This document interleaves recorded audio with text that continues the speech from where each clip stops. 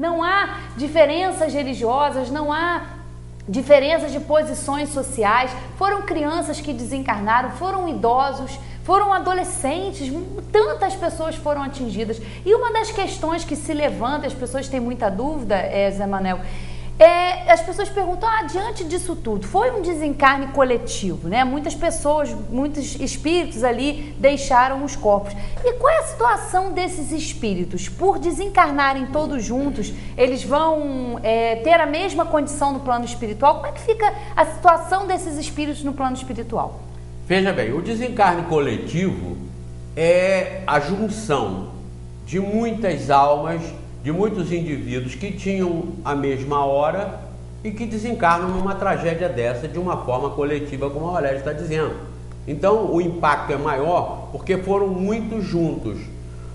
Mas eu disse no programa passado que mais de 2.200.000 crianças morrem por ano, em função de saneamento básico, em função de uma série de detalhes fáceis de serem resolvidos, e que não são detectados porque são espalhados pelo planeta.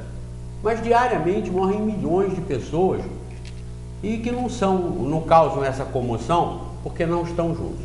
A morte coletiva, o desencarne, o desenlace, a passagem, isso tudo é a mesma coisa. Morrer, desencarnar, falecer, passar desta para melhor é a mesma coisa. Está definindo o mesmo fenômeno, ou seja, o espírito se desprendendo do corpo.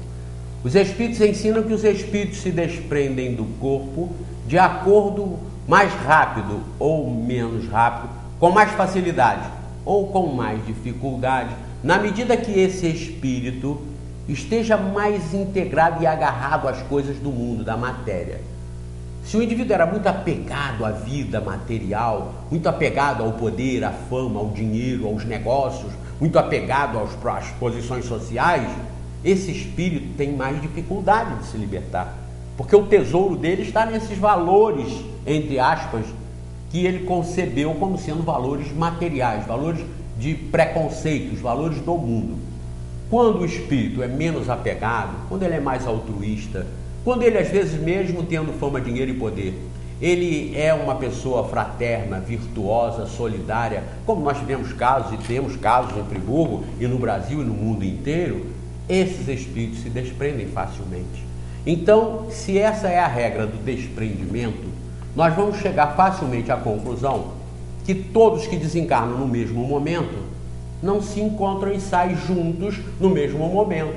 Cada um terá o seu problema, o seu clima, o seu universo, o seu mundo. É claro que esse clima, universo e mundo de cada um é correspondente e semelhante a uma multidão e ao infinito também do outro lado, em outras dimensões. Então ninguém ficará sozinho, mas será encaminhado para onde estão as suas vocações, as suas tendências, os seus partidos. Então a morte coletiva não significa que todos se desprendem instantaneamente e estão todos juntos. Se juntarão pelo amor, pela fraternidade, pela solidariedade, após se desprenderem do processo, que será mais demorado ou menos demorado, como eu disse, pelo apego maior ou menor que se tenha às coisas do mundo, às coisas que se possuía. Entre as crianças, portanto, esse desprendimento é mais fácil, porque o espírito está ainda há pouco tempo, ele está ainda reiniciando uma nova jornada, e as crianças são mais puras, não pelo espírito ser perfeito, mas porque o espírito ainda está embotado, ele ainda está anuviado, ele ainda está com as possibilidades sendo surgidas da sua plenitude na encarnação.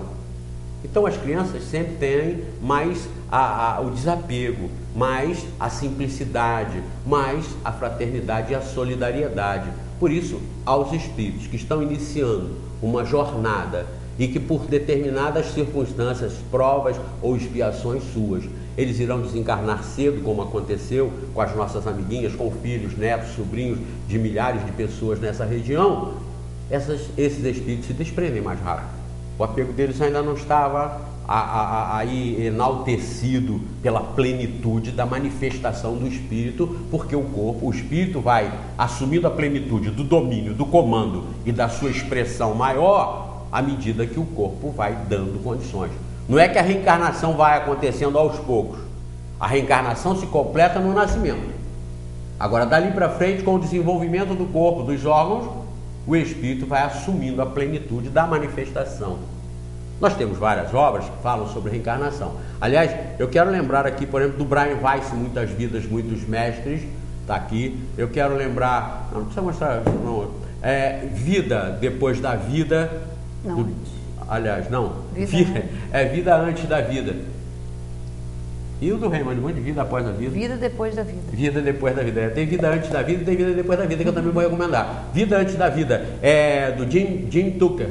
É um psiquiatra, um pesquisador que tem aqui, ó, uma pesquisa científica das lembranças que as crianças têm de vidas passadas.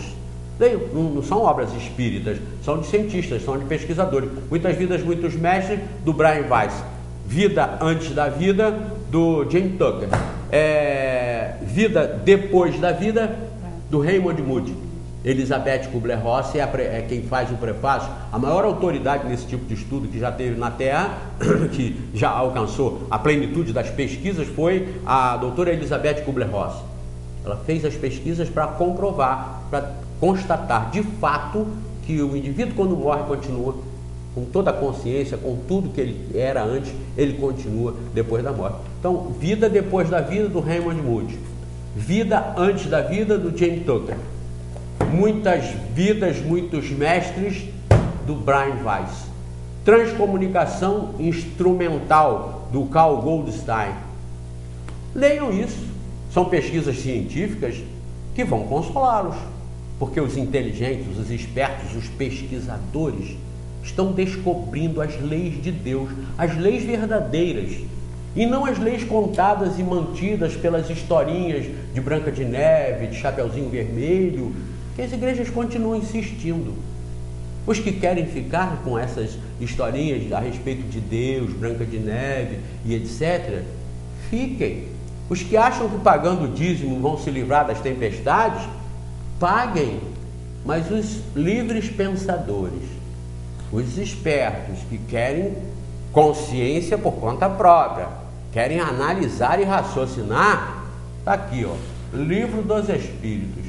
Terceira revelação de Deus para a humanidade, no mundo cristão, olha, está aqui, terceira revelação, Livro dos Espíritos, Doutrina Espírita, Allan Kardec. Só se conhece através disso aqui. Não adianta os adeptos do espiritantismo, que é espiritismo junto com o protestantismo, ou espiritualicismo, que é espiritismo misturado com o catolicismo, não adianta vocês se revoltarem, escreverem para cá, quanto ódio ele tem, menos ódio nesse coraçãozinho. Até eu gostei, teve um que falou assim, ó, que coraçãozinho odioso. Então eu até digo, a forma do coração para eles, meu, não é assim, é redonda, é do ó de ódio. Tem tanto ódio que o coraçãozinho é um ó. Não percam tempo com essas bobagens. Não ataquem o pensador porque não conseguem admitir a ideia ou porque não querem admitir a ideia. Analisem a ideia. Não estou vendendo nada, chamando ninguém para lugar nenhum, não estou aqui para ser seguido, nem vou ser candidato a nada. Logo, eu estou indicando isso aqui. São os 15 reais. Com os 15 reais vocês compram o Livro dos Espíritos, a terceira revelação de Deus para a humanidade. Esclarece o problema da vida e da morte, esclarece o problema da Terra e do universo. E custa tão baratinho. E ninguém precisa pagar dízimo, ninguém precisa ficar tomando a bênção a padre, a pastor, a médium, a presidente de centro. Liberta. É você e Deus, Deus e você. Por quê? E tem que ser você o procurador e Deus. Por quê? Você direto com Deus.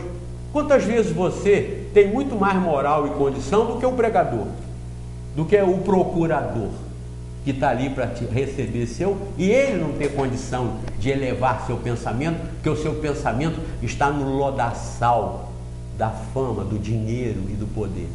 Então por que você tem que fazer essa triangulação?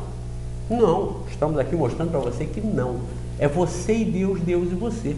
Você tem que se entender com Deus, não é com o padre, não é com o pastor, não é com o espírita, não é com doutrina nenhuma. Você tem que se entender com Deus, porque Deus se entende com você. Deus é justo, não tem que ter medo. Temer Deus, isso é um absurdo. Temente a Deus, nunca. Você não teme seu pai e sua mãe? Quem teme o pai e a mãe, só caberia esse tipo de sentimento se o pai e a mãe fossem tiranos, cruéis, torturadores. Pai e mãe significa amor, e amor não é para ser temido. Então raciocine, pensem nisso. Valéria. Bom, nós já estamos no finalzinho. Eu quero fazer 2 comentários aqui rapidinho do YouTube que nós recebemos, dizendo que esse vídeo está espetacular. E um outro também aqui que diz: que bom que vocês estão bem e continuam, mesmo que de longe, ajudando com donativos e preces. Continue com o trabalho e obrigada por vocês terem mudado a minha mentalidade da verdadeira espiritualidade.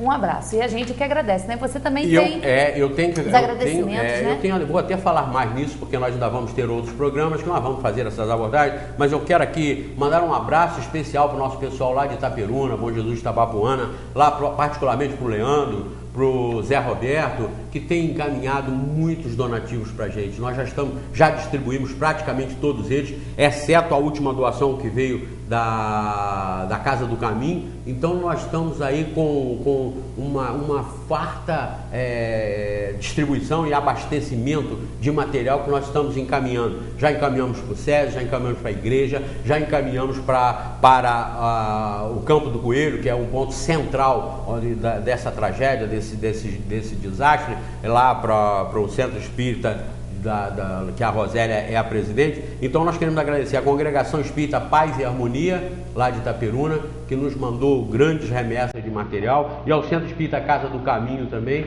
que tem nos mandado aí grandes donativos, e nós estamos fazendo aqui com certeza a distribuição. E a todos aqueles que depositaram, inclusive na minha conta, dinheiro, para que seja aplicado nisso aí. É como eu digo aqui, a gente não pede nada, não manda nada, mas vejam como isso é até fácil. Olhem só, olhem como as coisas acontecem. Mas é uma questão de credibilidade e confiança. Mandaram para minha conta e eu já fiz todo o levantamento, transferi o valor para o Centro Espírita Friburguense, de onde nós somos diretores, mas entrou na instituição para que seja coordenada a aplicação racional, sensata e justa desses valores, e nós estaremos encaminhando recibo individualizado para cada um que fez depósito. Isso de várias partes da região noroeste e norte fluminense e até de Brasília nós já recebemos. Eu agradeço a todos vocês, iremos prestar contas disso aí com todo carinho, e muito obrigado por todos que estão ajudando, não só através da doutrina espírita, através do movimento espírita, mas através de todo e qualquer movimento que está sendo aplicado, na maioria dos casos,